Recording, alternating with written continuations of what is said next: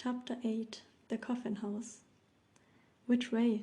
Zichen traced into his palm, and Xiao Xingjin turned his head back and forth, as though he might possibly find a straightforward answer with his senses.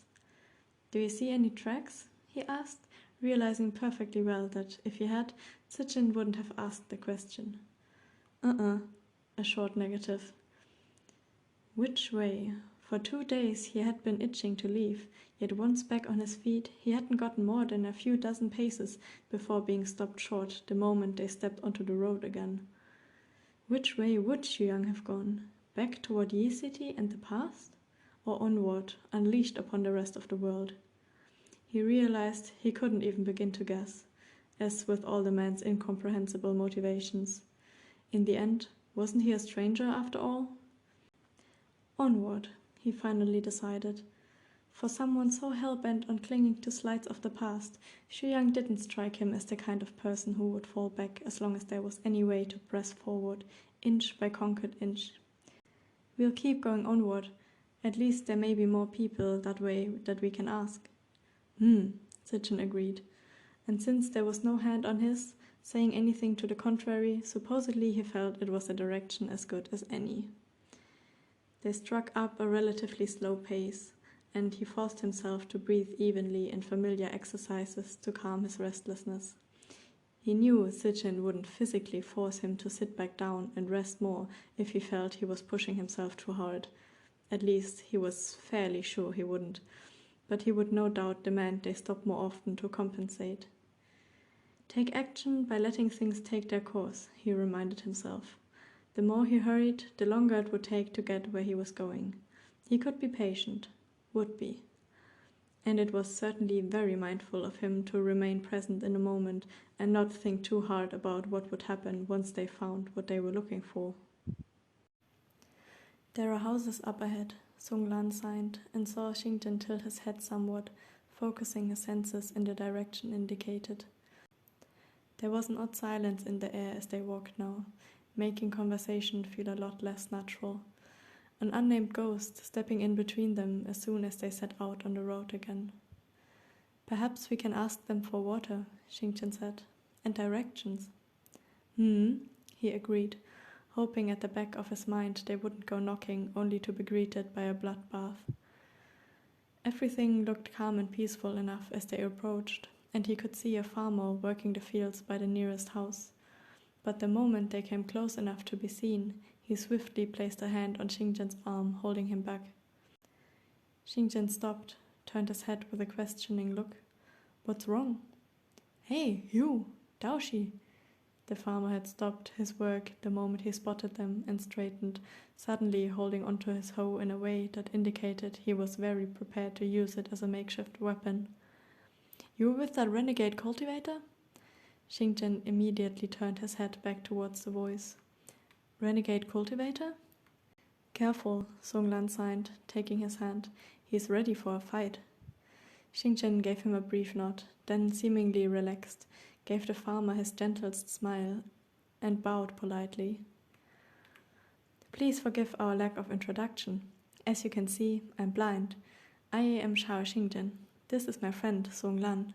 We are looking for someone, perhaps the person you saw. Will you please tell us what happened? The man still looked suspicious, and though he relaxed somewhat, he didn't lower his hoe. We don't get many strangers here. Man came through a few days ago, barged in and threatened to kill us all if we didn't give him food, water, and all our money. Looked insane. We thought we'd all die. There was a shadow passing Xingjin's face, concern mixed with bitter disappointment. Song Lan was well aware this was not the time for I told you so's, but he really couldn't fathom any surprise at the news. Are you all unharmed? Xingjin asked, and the farmer did lower his hoe a bit at that. Yeah, managed to fight him off. He was already roughened up pretty bad. He waved his hoe with a few stabbing motions, and it was indeed a rather sharp and heavy-looking piece of equipment once you looked closer. Just so that we're clear, said Xingjin, and his unwavering faith would have been endearing if it hadn't also made Song Lan want to hide his own face in his hands at times. We are talking about a man with a half glove on one hand, about this tall? He lifted his own hand up to just above eye height. Song Lan brought it back down between them and put his finger to his palm. And only one arm, he patiently reminded. Oh, yes, I forgot, only one arm. That's him, the farmer said, spitting once in distaste. Looked like a mad dog, got a few good hits in, but by the time we got a group of us together to take him out, he was gone. You hunting him down, Dao Shi? We're looking for him, yes, Xingchen said, still serene, but his lips had gone hard. Which way did he go? The man waved his hoe again down the road, and Song Lan gave Xingchen's left sleeve the lightest touch to indicate the direction. Probably that way, back to Tanchu. No one ever goes the other way anymore. There was a town there years ago, but it's haunted now. Thank you, Xingchen said, several conflicted emotions flashing across his open face, then gave another polite bow. May we trouble you for some water before we leave? They weren't allowed any closer to the house, but they were given water and some rather stale-looking steamed buns before setting off down the road again.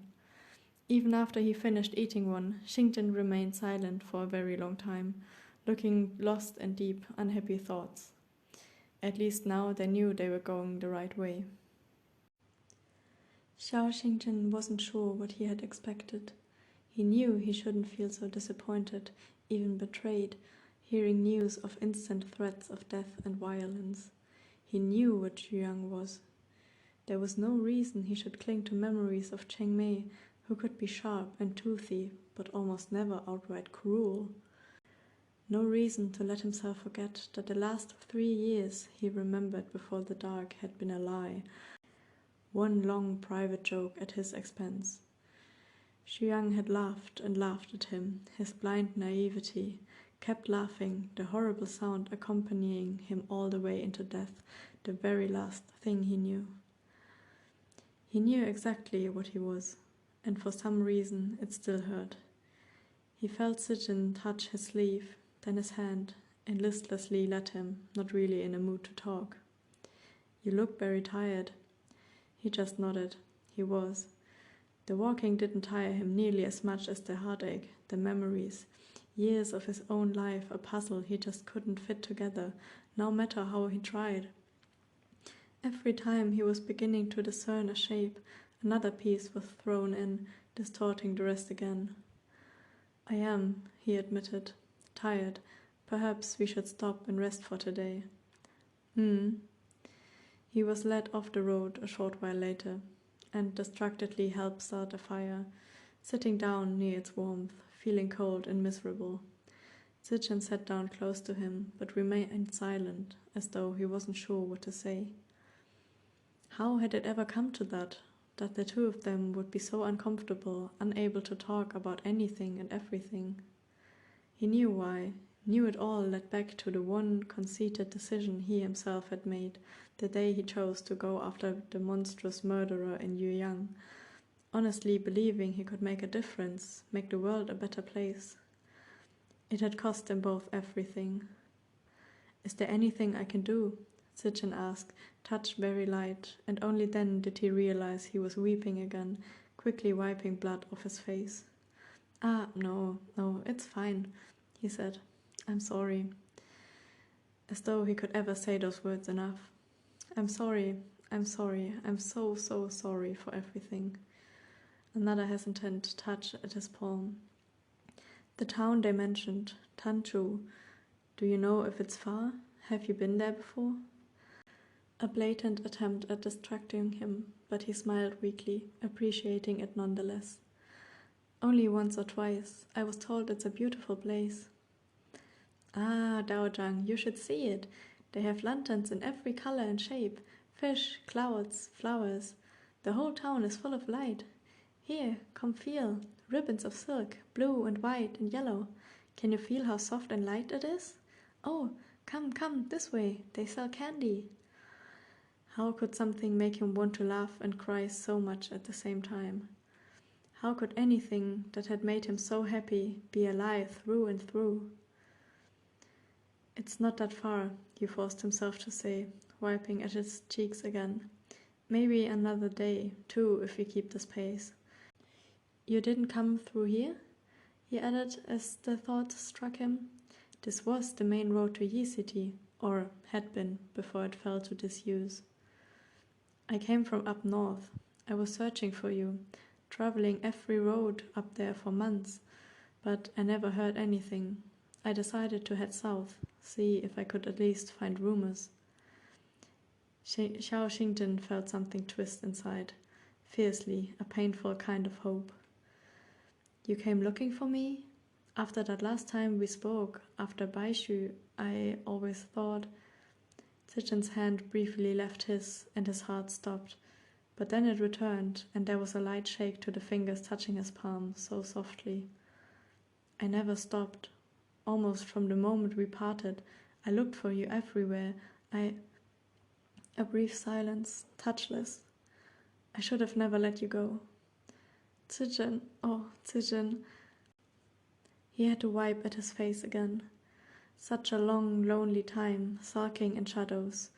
Shuanghua wrapped up and hidden, as nameless as himself, haunted by guilt and grief, to make sure no one else would get hurt because of him. And Zichen had been looking for him the entire time. If he had been the one to find him first, instead of... He just closed his fingers over the hand touching his, partly just to feel it, there, real, in his grasp, partly because then it would fall silent and he wasn't sure his heart could take much of the overwhelming emotions right now. They sat quiet for a long time, but it was a good silence again, close and companionable, hurting and healing at once. I think I must try to get some sleep, he said at last, when he realized his mind was starting to go fuzzy, his head all but nodding. Immediately there was a steady hand on his shoulder, squeezing once, treasured. He knew by now that it meant, I will watch over you while you rest. Thank you, he said quietly in response to the unspoken words, and lay down. But despite everything, it was a long, long time until sleep would come.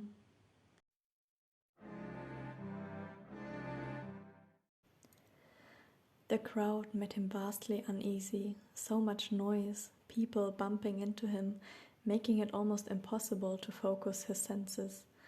It had been a long time since he had been around so many people at once, longer than he would remember, he supposed, if you counted the endless years of not being around anyone at all. He must have looked more distressed than he had meant to let on, because suddenly there was a light questioning touch at his wrist, and gratefully he locked his hand in Zichen's, allowed himself to be navigated through the throng of people. So loud, he murmured by the time they reached the back street. The hand in his gave a small squeeze in return. Can you handle it? Should we go back outside? No, it's fine. Just let me breathe, collect myself for a moment. Yi City was never this noisy, even before. I got used to the quiet. They stayed for a while in a secluded corner up against a wall, while he listened to the sounds, learned their rhythm, sorting them into easier to handle threads, out of the complex weave of a whole. He didn't point out that Zichen was still holding onto his hand again. He really didn't mind that one bit. We should ask around, he felt against his free hand, though it took a lot more effort to concentrate on the strokes while filtering out the background noise. He nodded in agreement. The first few attempts at striking up conversation were fairly disastrous. Everyone moved around so fast, he had trouble picking out individuals, and by the time he started talking, people were already walking away. He had carried a certain respectability once, a composed dignity that had made people defer to him, willingly stop and listen. He supposed he looked a lot less dignified now, cracked to the core, with bled-through bandages on his face, clinging nervously to the hand of his mute companion. A calm, steady presence, mercifully grounding him, Zichen guided him to a market stall to the side. At least vendors were less likely to walk away while talked to. Forgive me, he asked with a polite bow. Me and my friend are looking for someone. May I ask if you have seen him? There was no proper greeting in return, and of course he couldn't see the expression on the vendor's face, so he pushed ahead. A man with one arm, wearing a half-glove about this tall. He raised his free hand and could feel just the faintest twitch to Zijin's hand on his, a wordless twinge that still spoke volumes. Gave in and added, "He may have hurt or attacked people. Have you heard about anything like it?" "No, I'm sorry, worthy Daojang," the vendor replied, sounding polite, if a bit annoyed by the unprofitable interruption of commerce. "I haven't. May I interest you in some fruit? The apples are fresh today." He might actually have bought an apple, he realized, suddenly uncharacteristically in the mood for something sweet. But he had no money to his name, and politely declined.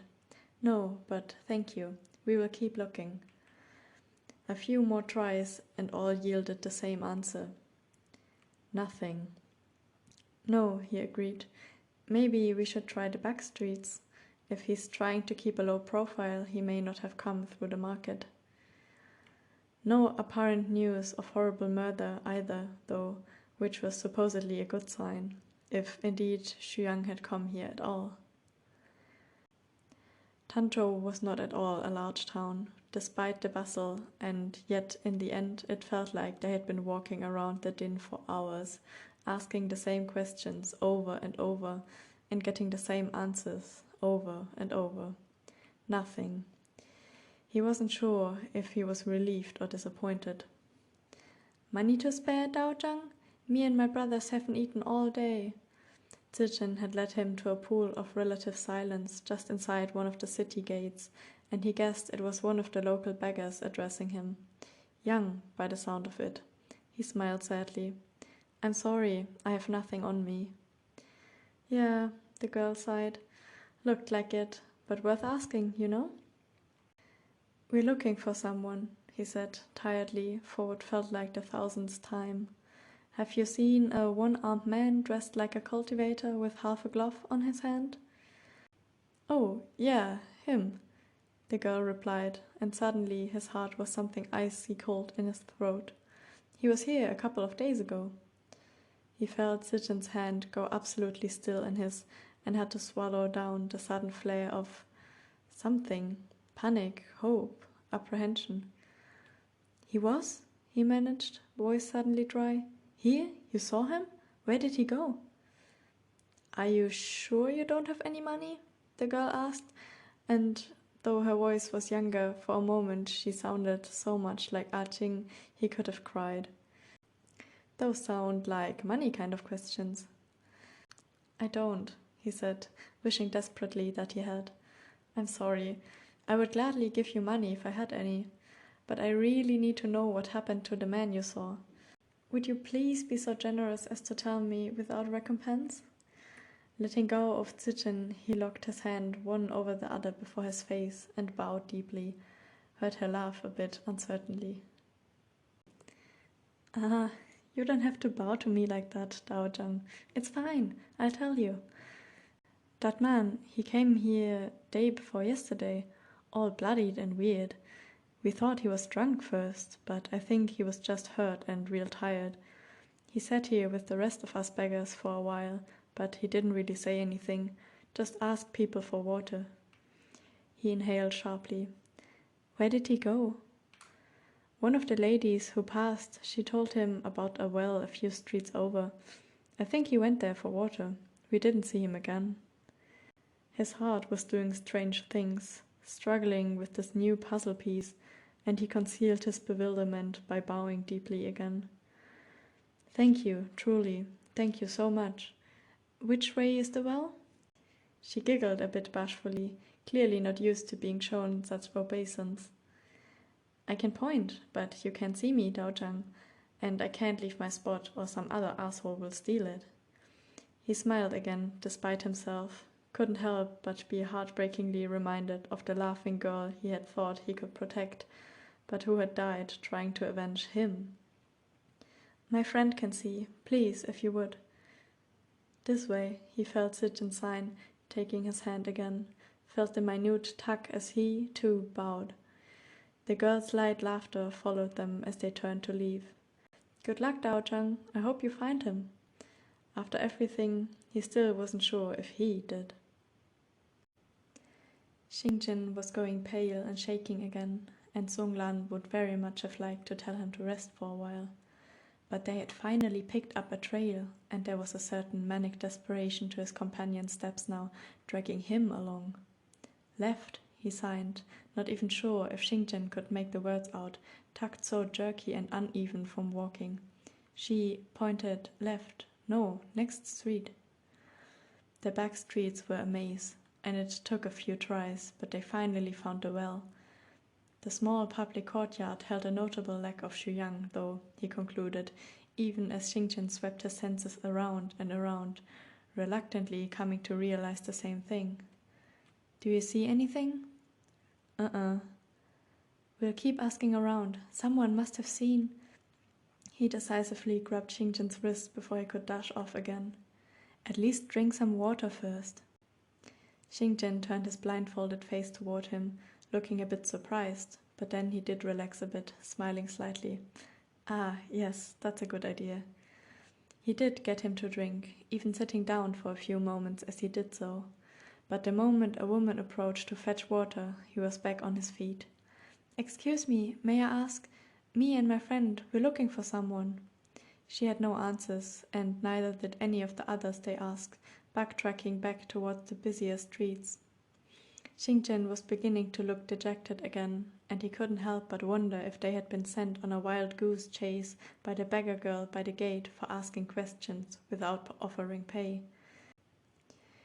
They had soon reached the main thoroughfare leading back to the city gate, and still found nothing when Xingjin approached an old wizened woman, bowing again, asking the same question they had asked all day long.